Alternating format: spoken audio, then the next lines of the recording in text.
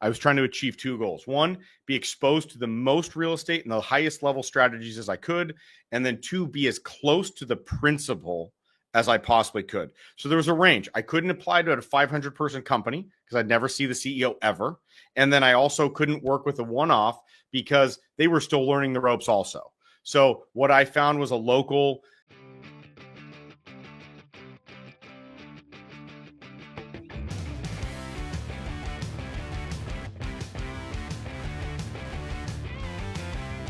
All right. Yeah, I sometimes think that we ought to take some of those conversations and instead of just talking in front of going live, we should just go live. Let people know that we're sci-fi geeks, and connect with people on different levels. But today though, I do really want to hear about how you got started with Saint Investment, what your investing theme is, how long you've been around, what sort of properties have you been interested in, what are you interested in? And we'll just keep it kind of back and forth conversational, to be honest, rather than letting you go for a long time. We'll keep it a conversation and learn a little bit about you. Yeah. So for those that are joining us now, what we were geeking out on beforehand was our love of sci-fi. My background in sci-fi, I'm a huge fan of the futuristic mentality of if you take the timeline of today and expand that outward by X amount of years, what would that look like? So I was actually getting some advice from Daniel, some books that he might be interested in. I was telling him Red Rising, if you want to geek out on sci-fi with me, that's been a big interesting series on my side. But my background. So on my side, I have always been interested in investing. I was blessed to see some people that I highly respected find a lot of success in the entrepreneur world. And I saw from a young age their transition from building a large company or building large companies, because there's several people, to shifting to what they did with that wealth, right? They're much older, several generations. I saw that real estate was successful for them. And they were people that were mentors, people that I trusted. So when I graduated college, I was, already doing some marketing in the real estate space, helping out a couple people and just trying to get my feet wet. But I wanted to get as close to the biggest winners as I possibly could. So I applied to work at a small family office. And what that meant at the time was I was trying to achieve two goals. One, be exposed to the most real estate and the highest level strategies as I could. And then two, be as close to the principal as I possibly could. So there was a range. I couldn't apply to a 500 person company because I'd never see the CEO ever. And then I also couldn't work with a one-off because they were still learning the ropes also. So what I found was a local family office. They were multi-generational. I applied. It was the wake of the 2008 crisis, really right in the middle of the thick of the early stage of it. And I applied and said, don't worry, I'm going to work for free. I don't want to put stress on your business. And he started laughing, and he's very kind and he's very gracious, but he basically laughed in my face and just said, free? I can't afford you, kid. Right? I am holding on for dear life, and my team is working insane hours, and we're all just trying to survive right now. So I basically had to barter my way in to work for free for this organization. And he was incredibly gracious. And I had one goal, and that was to figure out how to make him money. So I gave him a list of investors that I put together on a mailing list, an email list, a newsletter list at that time that his company could reach out to and sell apartment buildings to. So that was my foray into real estate. Early on, I worked with several family offices. I ended up leaning into acquisitions to make them money. I found that was the biggest opportunity. Eventually, we grew into asset management for a lot of our partners. And then over time, we started taking outside investor capital. And then we just crossed over 200 million in assets under management, in the last couple of years. We've been navigating this market really well. I'm really proud of our performance. We consider ourselves absolute top tier operators in fixed income real estate investing today. So that's a little bit about where we came from and where we're at now. That's interesting because I think that could really be turned into good advice if you want to break into this field. And the reason why I say this is because your story mirrors my story. The way that I got started it wasn't with a family office. It was just with a syndicator, but they were a larger syndicator. Or they were a smaller team, but they had a decent amount of assets under management. And I basically came to them and said, what can I do, to help you out? And they gave me the jobs that they didn't want to do. right? So they were expanding. They wanted to hire some more property managers in the area. So I went and researched the top 15 property management companies in Houston, the top people at each of those companies, and I kind of went into their background and said, okay, this one's been, jumping from property to property, and each time they do, it gets a little bigger. So, if you want to hire this person, put them at a bigger property. And so I gave them like a one-line strategy for headhunting each of them and put it together in a spreadsheet. It took like 3.5 months worth of research. I put it together for them. They loved it. Right. And I did things like help them put in zero water landscape. I know they didn't really want to do that, so I did it for them. And by doing that, I got myself onto their team. I eventually started raising capital for them, and that's how I started. It's amazing if you add value to other people, and particularly if you just go to them and offer your services. It's amazing how tenacity will get you in the door.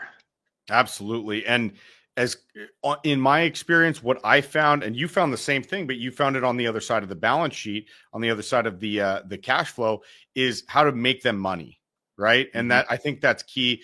I was trying to hit the top line because I knew marketing. That's kind of where I came from. That was my background.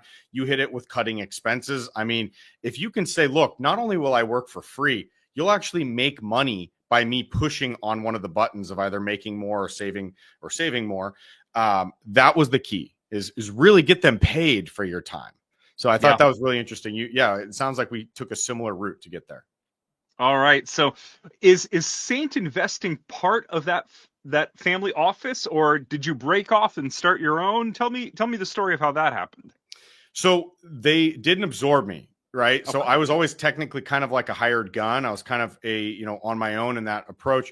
So I was finding deals early on. I was working with, one family office. Eventually we started working with a second family office, and I was sourcing deals. I was sourcing foreclosures. I was sourcing distressed assets, top to bottom.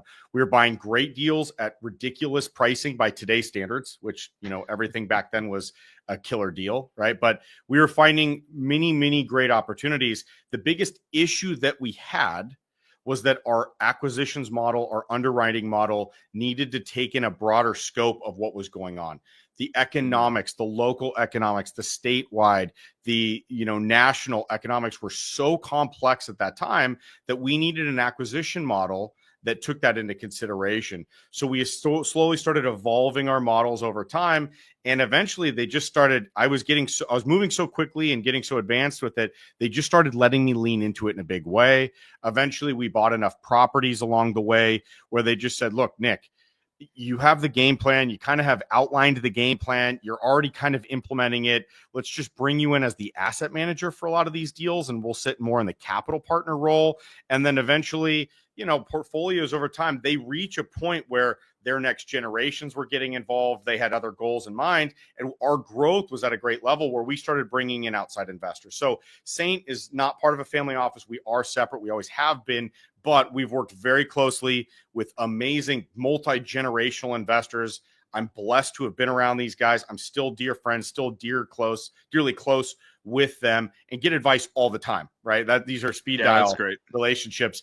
And so where we're at today is we got a long track record behind us. We have a very long road ahead, and it's just finding what we typically deal with a higher, echelon of investor, what they're looking for. And what they were looking for in the midst of this crazy market environment was something that was stable, something that was consistent, something that with inflation going crazy or tariffs or whatever else, they knew they were going to get paid every single month. So that's what we've leaned into. That's kind of where we landed from our investors. Tell me where you see that asset class today in 2025. What do you see that's going on in the market? Why do you think the assets that you're going after are going to survive?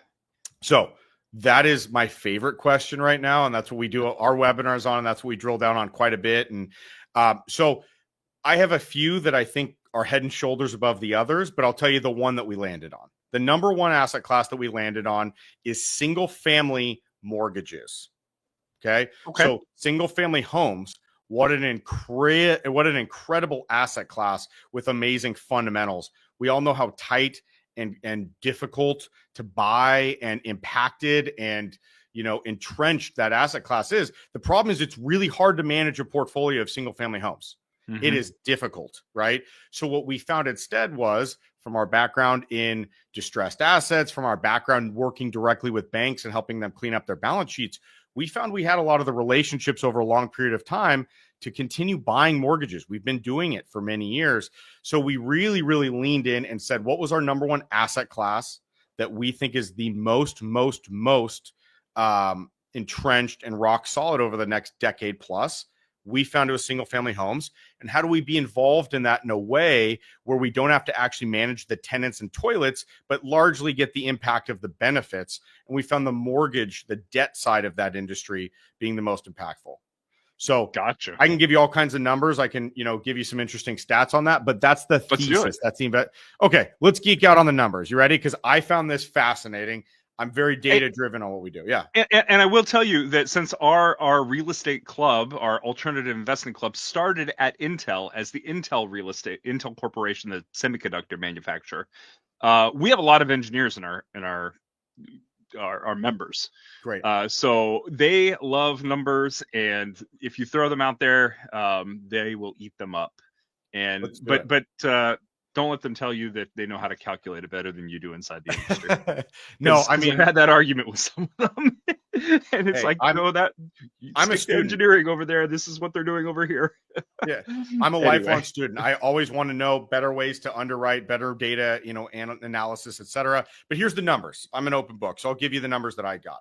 One of the things that we look at for asset classes to underwrite, to understand the strength of an asset class, because you can look nationwide. Real estate is local. We all understand that, right? Location, location, location. But we also exist in a broader economy. We have the most, advanced financial, economy in the world, in the U.S. So we have pretty damn good data of who's doing well in what sectors and which sectors are not.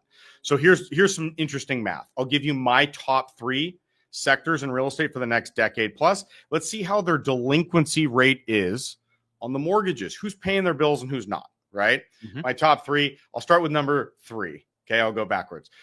Number 3 is multifamily. It's such a well-supported asset class by the government, by government agencies, etc. Multifamily in mid-2022, okay, had a delinquency rate of 1.4%. That's pretty low. That's good performance. Multifamily has jumped. It's north of 10% today, right? Now, that's not a lot. That's not all properties, to be sure. And there's some that are deeply impacted while others are very unscathed.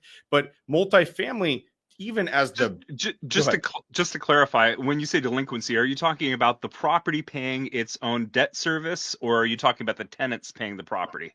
Delinquency meaning the debt service, paying the mortgage on that property, right? And so multifamily having that impact, being the darling of real estate for well over a decade, that's an interesting temperature check on the industry. And again, over the next decade, I'm extremely optimistic on multifamily, but it's just setting the tone of there's a lot of changes in the market today. I could tell you that office today is over 17%, right? But we'll set office aside because that's not a top. That's not in the top 3.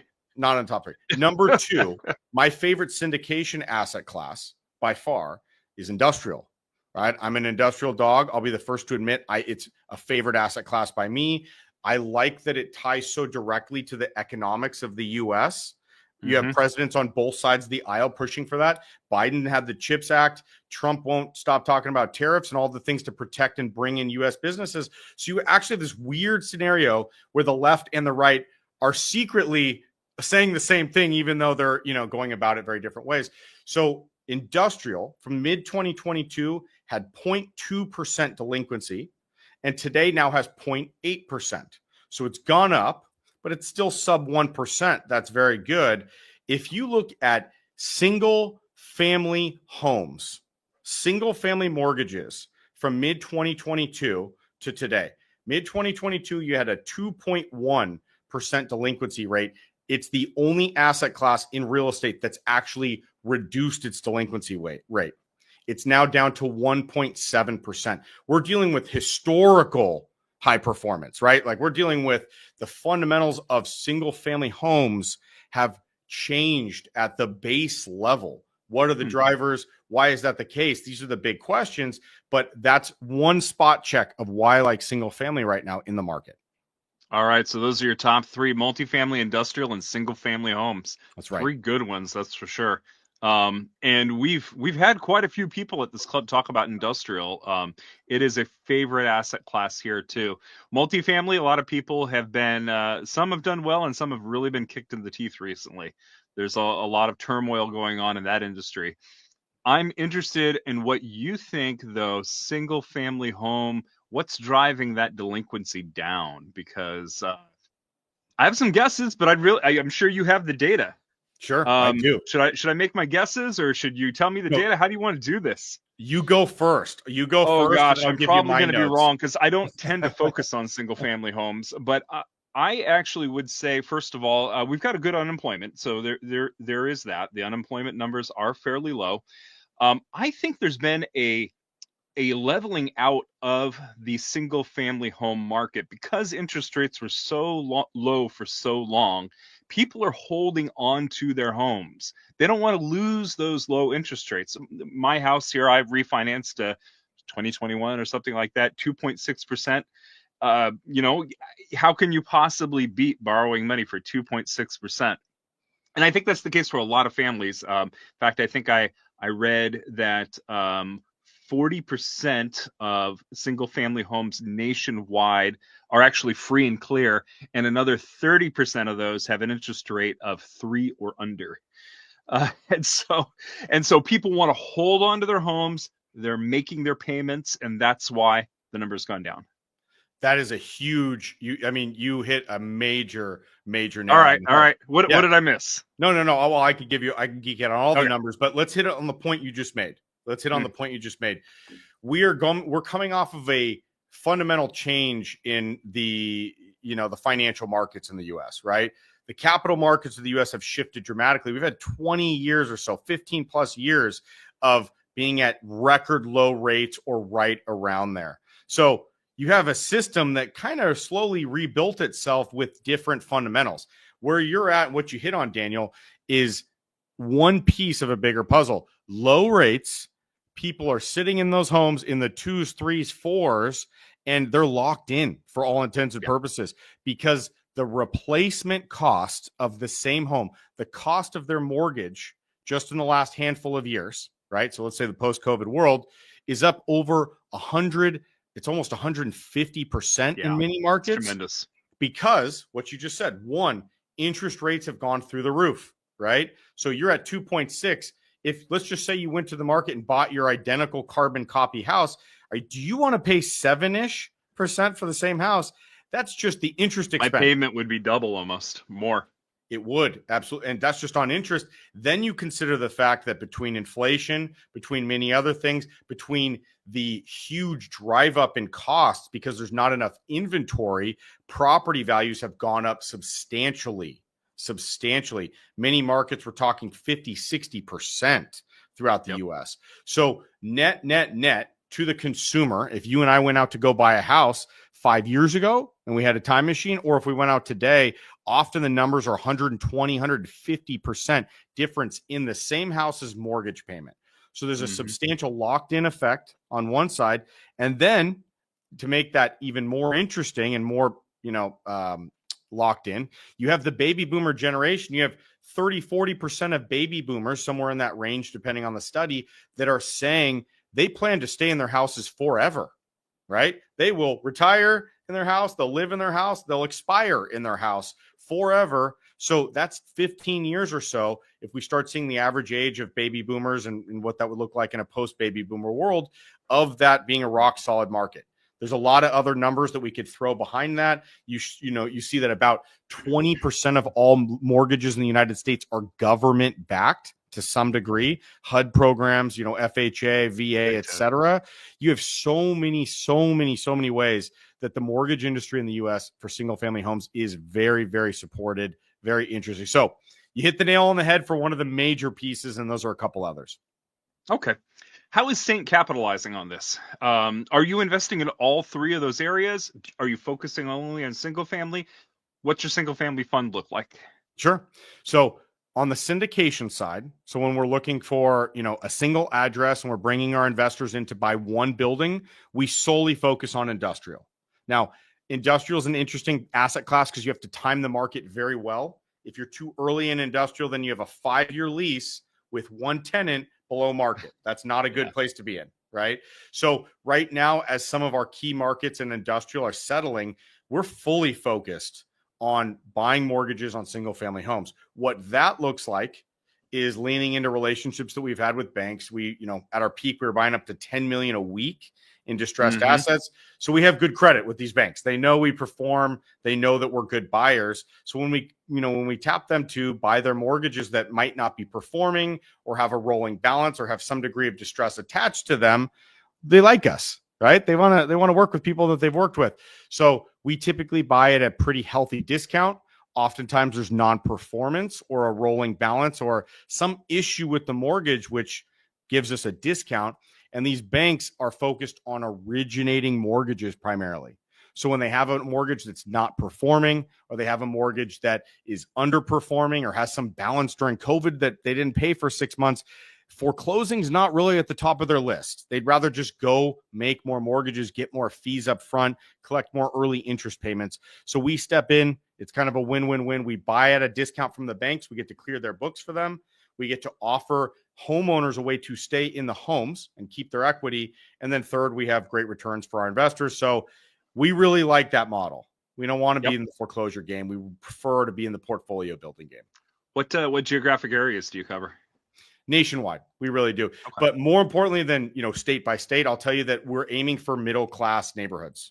So not urban. That's not really what we're looking for a ton of different reasons as far as it relates to foreclosures and condos and complications that just really are not what our business model is. We want families, we want single family homes. We want owner occupied. We want middle class neighborhoods, cookie cutter, 3-bed, 2-bath type scenarios where we know that if things hit the fan and if we try to get with that family and support them and help them, that, if they wanted to sell the home, they could very easily, or refinance or whatever, that they have a lot of options to do that. Are you coming in and providing all of the debt for these single family homes, or are you taking seconds, or what's your strategy in that respect? So many people are turned off by seconds. That's certainly not our focus, is junior liens or seconds. We primarily buy firsts by a very wide margin. Let's say over 60%, 70% of what we buy is, first lien, senior position loans. But I'm not afraid of seconds at all. As a matter of fact, there's tons of strategies that work great with seconds. But as a whole, we're looking a decade out. So firsts are just a lot simpler. They just pay more consistently. There's less concerns.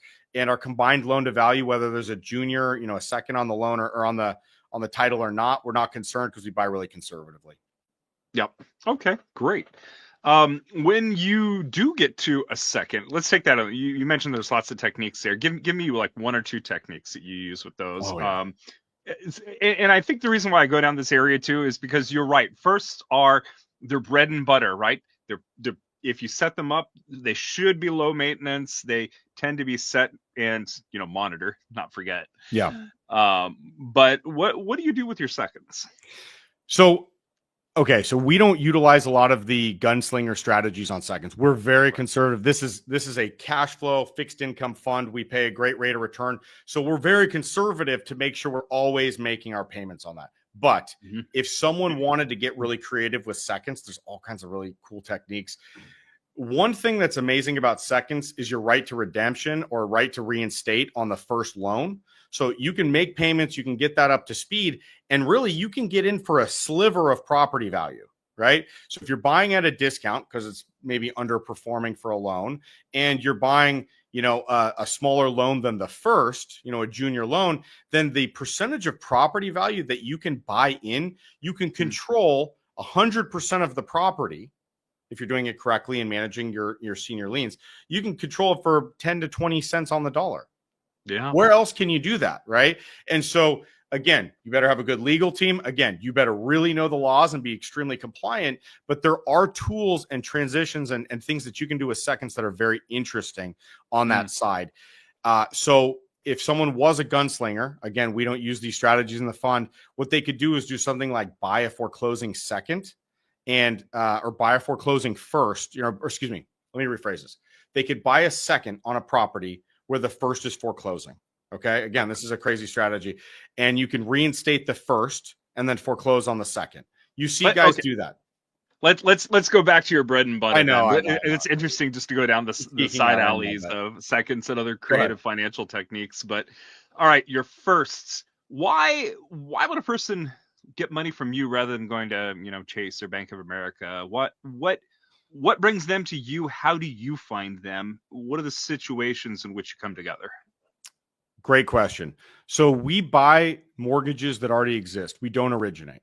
Okay. So in that case, what that means is, let's say a family lives in a home. They got furloughed during COVID, very common scenario that we see, and they missed 6 months of payments.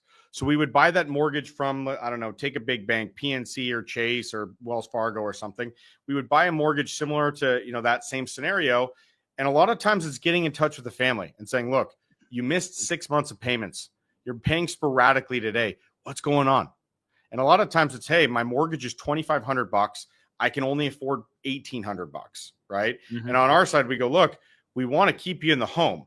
Okay. So if we were to lower your mortgage payment to $1,800, but extend your mortgage by X amount of years, you stay in your home and you get to own your equity and you don't have to have any disruptions and you get a great rate and a great, situation. Is that interesting to you? Yes, right. That boosts our return to levels that are very healthy, that give our investors great rates of return, that keeps the family in their homes. And then it keeps the big banks coming back to us because we'll buy all their stuff that they want to get rid of. Right. So that's kind of the strategy overall. That's a oversimplified many cases, but not too far off. Yeah. I love strategies that, that are helping people. Keeping a person or a family in their home, that and the ability to do that, that's a superpower. And it's great to have people that are out there doing that. I've been on the other side. We've dealt with a lot of foreclosures. I like this model better. I like the opposite of foreclosures better. All right. What else should we know about you? We're about up for our time. Give us some interesting things that we should know about you.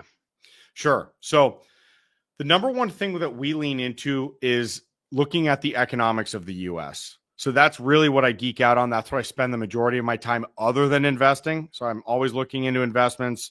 I'm always looking at our own strategies and trying to improve. But that's what we spend the most time looking at on the Saint side. So what I tell you on our side is what we have our biggest eyes on right now are what's coming up for 2025, what's coming up for the next decade of the economic outlook of the United States. That's what I'd say the most interesting things that we're looking at on our side right now. All right. Well, Nic, I am glad to say that I think that we should have you, to come over for one of our Friday meetings. And we're currently booked out to mid-March or something. I actually need to go find more speakers because we're only booked out a month or so. But I will definitely send you an invitation. I think that the people in our community would be very interested in hearing from you. Because first of all, your data really well, and it's always great to have people that are prepared and know their topic. But in addition, you have an interesting name too, and I want to ask you about that. How did you name your company? So we kind of touched on it. And it's that I've been on the other side of the foreclosure business for many years. We bought it's messy. There's a lot of bankruptcy. There's a lot of lawsuits. There's a lot of messiness that goes along with buying foreclosures. And I just didn't want to do that forever. I'm not opposed to it. We have the legal in place to do so. But really on our side, as I think long-term, as I think about what kind of legacy I want to leave, what kind of legacy and what I want to be remembered for on my side, and whatever impact I can make while giving our investors a good opportunity to make great money. I don't want it to be just a foreclosure. We're just turning and burning foreclosures. So home ownership is big in the United States. I'm a huge fan of our country. I am a really, proud American in many ways of trying to give back through business. I'm a huge fan of small business. And if I can give back and keep people in their homes, I think that's pretty positive. And we can be really proud of what we do, and our team can go home and kind of brag about the things that we've done. And that's what we were thinking about. All right. We're going to bring this full circle because the last question that I always ask people, going back to our original conversation, Can you recommend a book that the Alternative Investing Club could read? It doesn't have to be an investment book. I'll tell you the book. I'll tell you my favorite book I'm reading right now. I had a realization that I read a lot. Okay. And so I was reading newer books with new ideologies. What they felt like was poorly rehashes of old books. Does that make sense? So Oh, I don't know. absolutely. Yeah. So I don't know if I'm saying that correctly. Long story short is I just said, I want to go back to the classics, right? So I'm reading things like Rene Girard. I'm reading things like Nietzsche and just trying to put the most original. I don't even agree with a lot of it, but it's giving me the freshest perspective on like real philosophy, real angles, real, thoughts about life. Meditations by Marcus Aurelius. It's no shock to anybody that I'd recommend that book. I think a lot of people have recommended it previously, but it's truly, truly, in my opinion, the best work of Stoicism. If you really understand Marcus Aurelius, there's crazy quotes in there like one can be happy even in a palace. And you're like, of course, right? A palace is where you'd be the most happy, right? But that's not his perspective, right? And so his perspective is that money doesn't necessarily make you happy. And he dives into things like virtue that do make you happy. I appreciate those perspectives. I'm going back to the ultra classics right now. So I would say Meditations by Marcus Aurelius has been the number one most impactful book for me for the last, month or two. It's available at Audible too, for those of you who like audiobooks. Great. All right. Thank you, Nic. Thank you for being here. And we'll see everybody at the Alternative Investing Club Friday. Every Friday at noon, we average 47 to 48 meetings per year. See y'all later. Amazing.